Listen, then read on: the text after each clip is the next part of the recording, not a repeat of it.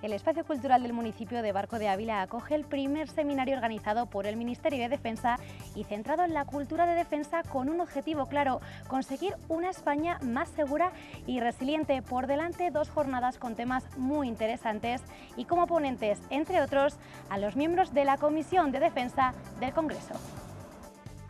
Nunca antes la localidad de Barco de Ávila había acogido un seminario de estas características. 50 participantes presenciales y más de 200 vía streaming, cuyo interés por las Fuerzas Armadas y su puesta en valor ha significado el éxito de estas jornadas. Bajo el nombre de Seminario de Cultura y Conciencia Estratégica de la Defensa, el objetivo del Congreso es la reflexión sobre el papel de este cuerpo, del cual forman parte 120.000 militares españoles y que gracias a su labor la sociedad ha visto reducida la percepción del riesgo. Sin duda el desarrollo de estas jornadas se van a vivir de una manera muy intensa en el municipio del Barco, porque así se visibiliza la importancia de celebrar este tipo de actos en los medios rurales para decir sí estamos presentes, sí estamos aquí, sobre todo con un tema tan importante como es este de la defensa. La cultura de defensa, efectivamente. Cuando salió la convocatoria en enero del Ministerio de Defensa, nos reunimos el equipo de gobierno y leímos bien las bases y dijimos, ¿por qué no? ¿Por qué no realizar un evento como este, un seminario en nuestra España vaciada y aquí en Barco? ¿Barco por qué? Porque tiene las infraestructuras, tenemos 3 hoteles magníficos, casas rurales, tenemos también auditorios como este, el cine y también tenemos recursos humanos para poderlo hacer. Y nos tiramos a la piscina, así directamente. Efectivamente, sin la colaboración de Eugenia, que es imposible, porque ella es la que rellenó toda la parte académica fundamental en este seminario. Alcalde, me imagino que habrán sido días de mucho trabajo, incluso dolores de cabeza por completar este programa tan intenso, pero ¿cómo han sido las jornadas previas? ¿Ha habido nervios? Mucho, mucho, porque bueno, aquí presente estarán autoridades militares, civiles muy importantes y el tema de seguridad nos importaba mucho, pero bueno, gracias a Dios, con la ayuda de la Guardia Civil pudimos solventarlo y bueno, llegamos hoy al día de la inauguración y yo creo que está todo solucionado. Me queda ahí un fleco, pero bueno, a lo largo de la mañana lo arreglo. ¿Por qué es importante celebrar ese tipo de jornadas en el medio rural? Es importante, bueno, para primero visibilizar, ¿no? Que estamos aquí, que podemos hacerlo, y segundo, cómo es el motivo también de la convocatoria en sí, ¿no? Es hacer llegar la cultura de defensa a la población, a todo el mundo, y por qué no empezar aquí, en un pueblo, en el centro de España. Me gustaría preguntarle también, alcalde, ¿qué espera de estos días? Bueno, esperemos que se hagan reflexiones interesantes, debates y bueno, que todo el mundo conozca el Barco de Ávila a través de un seminario como este aquí en el medio rural. Hasta aquí van a llegar militares, van a llegar también políticos. Sin duda, unas jornadas que son para reflexionar, para hacernos pensar en la importancia de la cultura de defensa. ¿Cree que a lo mejor esto va a hacer abrir los ojos también a la ciudadanía de aquí de Barco? Sí, yo creo que bueno, todos pecamos en el sentido de cuando hablamos de defensa se nos ocurren guerras, tanques y demás. No es así. Defensa es distinto. Tenemos que empezar por casa. La estrategia de defensa tenemos que cuidar y defender nuestro país desde aquí, desde las bases. Y por eso los ciudadanos tienen que saber cómo hacerlo. Y por eso este seminario. ¿Se celebrarán más como de este tipo o de otros aquí en Barco? Bueno, esperemos. Este será el primero y ya veremos si tenemos oportunidad el año que viene, si sale todo bien, de volverlo a repetir. Más o menos, ¿cuántas serán muchas las personas? A lo mejor un dato incalculable las que se esperan, o sí que tienen controlado más o menos el aforo. Sí, lo tenemos controlado, todo bajo registro y luego también por streaming, con lo cual nos seguirán online y también en los podcasts que colgaremos en la página, creo que se llama secudef.es. ¿Cómo podemos animar a la gente a que se interese por estos temas? Bueno, preguntando, que pierdan el miedo, que se acerquen. Son generales, son personas como tú y yo, normales, ¿no? Los diputados de la Comisión de Defensa, pues ahora, esta tarde, tengan la oportunidad de acercarse a ellos, mientras están tomando un café, y se dirijan y hablen de su problemática y pregunten por qué están aquí también. Y entonces supongo que ellos le contestarán amablemente. Muchísimas gracias, alcalde. A usted. Estaba prevista la inauguración de estas jornadas por parte de la ministra de Defensa, Margarita Robles, quien finalmente no pudo acudir, pero Robles no dejó pasar la oportunidad de dirigirse a todos los ponentes y asistentes. Jornadas con todos vosotros, no podía estar, aunque fuera de esta manera, por vídeo, sin enviar un saludo a todos y mostrar una vez más mi orgullo como ministra de Defensa por la labor que realizan las Fuerzas Armadas en España. Es un orgullo que estoy segura de que todos los ciudadanos comparten conmigo, muy especialmente en Ávila, que es una provincia que conoce bien, que admira y que quiere a las Fuerzas Armadas. Nuestras Fuerzas Armadas, todos lo sabemos, formadas por 120.000 hombres y mujeres, generosos, eficaces, preparados, hombres y mujeres que son capaces de dar su vida defendiendo la paz y la libertad en el mundo. Más de 188 miembros de las Fuerzas Armadas han muerto en misiones internacionales. De esos 188, 102 fueron precisamente en Afganistán. En el momento actual los tenemos en Líbano, los tenemos en Mali, los tenemos en Letonia. Casi 3.000 hombres y mujeres están fuera de España defendiendo nuestros valores de democracia, de paz, de libertad y de seguridad. Los conocéis, los habéis visto en Ávila, en la UNE, en los incendios, luchando a brazo partido contra ellos. Los habéis visto en la operación Balmis, en el COVID-19, contra el COVID-19, haciendo de todo, desde labores en las residencias, de desinfección, acompañando a los fallecidos. Los habéis visto también haciendo labores de rastreo. Y qué decir de estas inundaciones cuando Filomena, ahí estaban ellos, nuestros hombres y mujeres, sin pedir nada a cambio. Estas son nuestras Fuerzas Armadas, unas Fuerzas Armadas modernas, unas Fuerzas Armadas plurales, unas Fuerzas Armadas que son un ejemplo en Europa. Para mí es una satisfacción cuando voy a reuniones de la Unión Europea o de la OTAN ver cómo se pone en valor. Son hombres y mujeres preparados, son hombres y mujeres solidarios, generosos, trabajadores, que trabajan, porque al final muchas veces nos olvidamos que son uno más, son parte de nuestra familia y son parte de una familia que nunca deja a nadie atrás. Así que yo creo que estas jornadas son muy importantes para que la gente los conozca cada día más, pero sobre todo los respete, un respeto muy profundo, los quiera y les agradezca todo el esfuerzo que hacen cada día de una manera tan solidaria y sobre todo, lo que es más importante, tan generosa y tan humana. Mucha suerte a todos, todo mi cariño para los ciudadanos de Barco de Ávila, para Ávila en su conjunto, Ávila que tan vinculada está a las Fuerzas Armadas y Ávila que es una parte tan esencial y tan importante de España. Gracias. Durante los duros meses de confinamiento o luchando contra las llamas de los incendios que han azotado la provincia este verano, son algunas de las últimas actuaciones que hemos podido ver de la Unidad Militar de Emergencias en Ávila, situaciones a las que hay que sumar otras intervenciones, y especialmente en el extranjero, como recalcó durante su ponencia el director del Centro Superior de Estudios de Defensa Nacional. Pero creo que no me equivoco al afirmar que la sociedad en general no percibe esta necesidad de la misma manera. Esta afirmación está sostenida por los resultados de algunas encuestas de opinión. La del CIS del 2019 fue la última que se publicó en relación con este tema. Pero hay otros estudios más recientes, aunque menos completos, que reflejan tendencias y resultados muy parecidos. Llama la atención el dato de que en España más de 3/4 partes de los ciudadanos se siente orgulloso de ser español, pero que poco menos de la mitad se declara dispuesta a arriesgar su vida por algo que no sea su familia. Y de ese porcentaje, también poco menos de la mitad parece dispuesto a arriesgar su vida por su patria, por su nación, es decir, la 1/4 parte. Cuando se les pregunta de forma específica por una lista de riesgos que pueden afectar a la seguridad de España, se da uno cuenta de que no existe un criterio bien formado para responder. Por tanto, se puede afirmar que la falta de percepción clara de amenaza es quizá el principal déficit de nuestra cultura de defensa.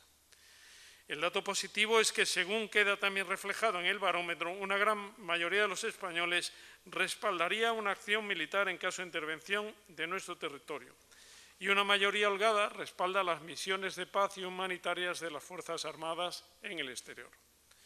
La imagen que ofrecen los ejércitos a los ciudadanos es también un buen termómetro para medir la cultura de defensa de un país y un factor esencial para el desarrollo de esa cultura. En este sentido, las Fuerzas Armadas españolas están especialmente bien valoradas por los españoles, junto con las fuerzas y cuerpos de seguridad del Estado y la Corona, como muestran distintas encuestas que se publican en los medios españoles. Para los diputados que conforman la Comisión de Defensa del Senado, las Fuerzas Armadas se han convertido en una herramienta de exterior, teniendo en cuenta los cambios que se han producido en el ámbito internacional, por lo que es importante tener en cuenta la situación geopolítica y las líneas estratégicas a seguir, pero reforzando la inversión que el Estado realiza, tal y como defendieron durante su exposición y base de la que partió el moderador de la mesa, el coronel Enrique Fojón. España tiene un riesgo geopolítico.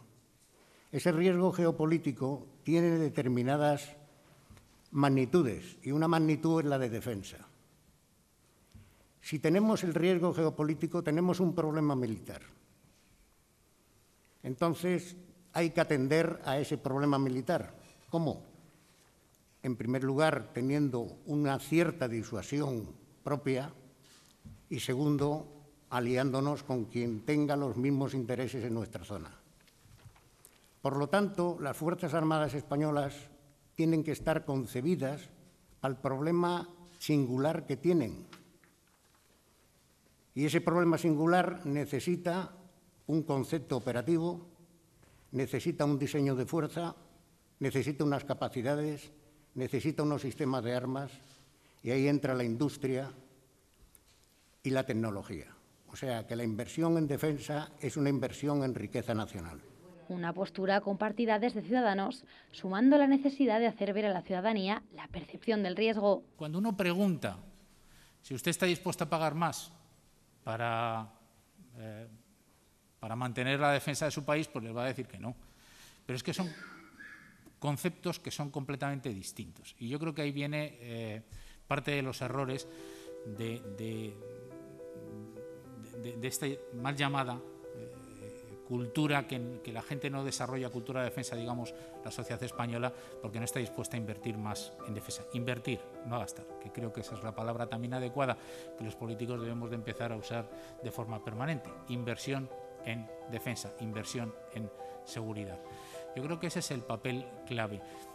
Los presupuestos generales del Estado, si a cualquiera de ustedes le preguntan cuánto ha crecido el presupuesto en infraestructuras o el presupuesto, no sé, en la justicia, pues seguramente no tendrán ni idea.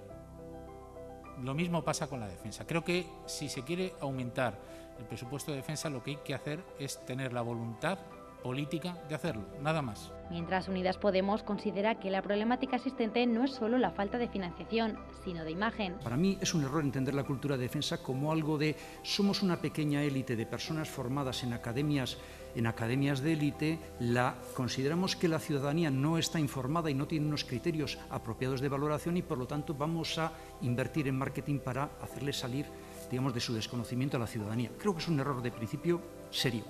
Es decir, la cultura de la defensa que tiene la ciudadanía o la cultura de la seguridad nacional, como muy bien ha dicho Miguel y como bien ha dicho el director del CSEDEN, no es muy distinta de la cultura que tiene de otros servicios públicos este país, de la que tiene de la Administración de Justicia o de la que tiene, digamos, de la Protección Civil o de cualquier otro servicio público del Estado. ¿Qué es lo que más prestigia, digamos, al servicio público de la defensa? Lo mismo que prestigia al resto de los servicios públicos. Es decir, no estar continuamente desprestigiando a los servicios públicos, no estar desprestigiando siempre el sector público, no estar continuamente desprestigiando la función pública, los servidores públicos, a nosotros, todos nosotros que somos civil servants, servidores de la ciudadanía, al fin y al cabo, bajo esa campaña continua de desprestigio de la función pública, de desprestigio de lo público, de obsesión por un país con impuestos raquíticos, con unos servicios públicos raquíticos y, en general, con un desprestigio importante. Quienes están continuamente socavando el prestigio de lo público están socavando el prestigio del país. Por su parte, Vox entiende que el término cultura de defensa puede en ocasiones confundirse y con ello menospreciarse, situación que hay que revertir. Según se publican los medios, el Ejército podría ser hoy la institución mejor valorada. Cosa muy distinta es que apenas la mitad de los ciudadanos piense que ésta sea un instrumento de gran valor en el plano internacional y que en consecuencia requiera mayor atención presupuestaria. Y acaso sea peor que el establishment político comparta esta percepción. Ahí tienen una de las más genuinas muestras de ese déficit de autoestima nacional que aqueja a los españoles desde comienzos del siglo pasado. Un fenómeno mal explicado que se encontraría en la base de los nacionalismos disgregadores, de una parte, y de las ensoñaciones federalistas europeas, de otra. Sin reforzar la cohesión nacional en torno a un interés común, crean que es inútil tratar de generar conciencia o cultura de defensa. Así se explican, a nuestro entender, algunos fenómenos paranormales, ¿no? Como son que una nación como España, la quinta de Europa en talla estratégica, se conforme con estar relegada casi al último lugar de la Alianza Atlántica en esfuerzos de defensa. Que los principales programas plurianuales de armamento hayan sido reprogramados hasta 8 veces, o que los recursos financieros consignados al sostenimiento hayan sido recortados hasta apenas la mitad, por no entrar en mayores detalles. ¿Por qué una nueva orientación estratégica? En uno de esos encuentros telemáticos propiciados por la pandemia, decía el profesor Florentino Portero que para concebir y aplicar una determinada estrategia es necesario antes saber quiénes somos. ¿Quiénes somos? Para saber qué queremos y qué estamos dispuestos a hacer para lograrlo. Desde el Partido Popular estiman que la cultura de defensa es una asignatura pendiente y al no reforzarse, incluyéndose mayores inversiones, las Fuerzas Armadas españolas no pueden compararse con las europeas. La estrategia de seguridad nacional vigente, que es la del 2017, la próxima edición está en preparación, pero la vigente del 2017, pues hablaba de amenazas y riesgos, diferenciando una cosa de otra en el sentido de un mayor impacto directo en nuestra seguridad, las amenazas, y un impacto diferido, los riesgos. Entre los riesgos pues, incluía la inmigración irregular, las epidemias y pandemias, y entre las amenazas, lógicamente, pues las agresiones al ciberespacio, las guerras convencionales o los conflictos convencionales en los que nos podamos ver involucrados. En esa estrategia de seguridad nacional se hacía una prospectiva y se decía que para el año 2022 va a haber 3 escenarios o 3 tendencias que van a imperar en el mundo. Una es la presencia de competidores globales, haciendo referencia indirecta, lógicamente, a Estados Unidos, China, Rusia, que el escenario va a ser híbrido, es decir, que va a haber conflicto en el ámbito de la ciberseguridad, de las comunicaciones, de la desinformación. Y, por último, que va a haber una preocupación global por el cambio climático y los riesgos ecológicos. Ese es el escenario en el que nos movemos. Cerraba el turno de palabra el Partido Socialista, haciendo hincapié en la necesidad de apostar por la divulgación a través de la educación para mostrar la importancia de tener unas Fuerzas Armadas preparadas y equipadas. Como sociedad democrática hay que respetar los derechos humanos, por lo menos el Partido Socialista así lo entiende y mi gobierno así lo entiende. Pero habrá que invertir. O queremos enviar, disculpen la expresión, pero es algo muy significativo, queremos enviar con tambores y lanzas, arcos y flechas a nuestros militares a sacar a nuestros ciudadanos de Afganistán. Hay algunos políticos que dicen que se monte un corredor humanitario, pero ¿sabéis lo que significa? No, no lo sabéis, es muy fácil decir la palabra, pero eso significa poner soldados en el terreno, significa establecer una seguridad, eso significa armas, nos guste o no nos guste. Y las armas, como aquí se han dicho, no significa que sean mal utilizadas. Sin embargo, la percepción de nuestra sociedad es que las armas son guerra, es que las Fuerzas Armadas son guerra, son violencia. Violencia, que no uso de la fuerza, que aquí se ha matizado muy bien. Luego tenemos un problema. Tenemos un problema cuando se percibe muy bien a nuestras Fuerzas Armadas, pero nuestros jóvenes no son, y nuestras jóvenes, mujeres, no ven las Fuerzas Armadas, excepto cuando hay crisis económica, obviamente, porque esto ocurre, no lo ven como un futuro, no lo ven como una entrada del servicio a la ciudadanía. Y la percepción es mala. ¿Cuáles son las posibles soluciones? Y aquí ya nos ponemos espléndidos, muchos nos ponemos espléndidos. Las soluciones son conciencia, cultura, divulgación de lo que nuestros militares, hombres y mujeres, oficiales, suboficiales, tropa y marinería, desarrollan en su día a día, porque no lo sabe nuestra sociedad. Una divulgación, ¿cómo? A través de la educación. Si aquí todo lo solucionamos con la educación. Si se educa, la gente tiene conocimiento y tiene la libertad de desarrollar si apoya o no apoya a las Fuerzas Armadas. Pero sin duda uno de los pilares fundamentales para la organización de estas jornadas es Eugenia. Eugenia, muy buenos días. Buenos días. Bueno, ¿cómo está siendo el desarrollo de esta mañana y todavía de las ponencias que quedan? Pues absolutamente espectacular. El Ministerio de Defensa ha hecho un apoyo grandísimo pues, para poder desarrollar estas jornadas.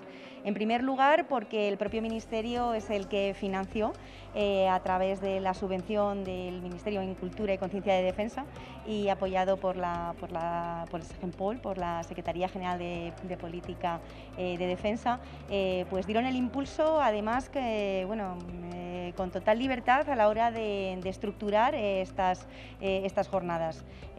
Yo, como directora de las mismas, desde el punto de vista conceptual, pensé que lo fundamental pues, era primero traer algo tan interesante pues, a un pueblo de la España vaciada y explicar y ver que se pueden hacer bueno, pues, comunidades de aprendizaje y actividades como estas, con tanta relevancia desde el punto de vista intelectual y desde el punto de vista también de importancia política, en entornos en los que además los ponentes, como habéis podido ver durante la mañana, pues están dándolo todo, pero no solo ponentes, exponentes, asistentes, participantes. Hemos podido ver, yo creo que una comisión de defensa muy potente, con muchísima dimensión, con profundidad y con ganas también de hablar y compartir, como habéis podido ver vosotros. Ahora mismo, Eugenia, nos enfrentamos a un panorama internacional complejo, me atrevería a decir, con toda la crisis de Afganistán. Hemos visto otros temas que se han puesto encima de la mesa, pero ¿cómo debemos de seguir trabajando para esa cultura de defensa, para fomentarla y sobre todo que todo el mundo entienda cuáles son esos riesgos y amenazas que aquí han llegado, que aquí se ha hablado de ello?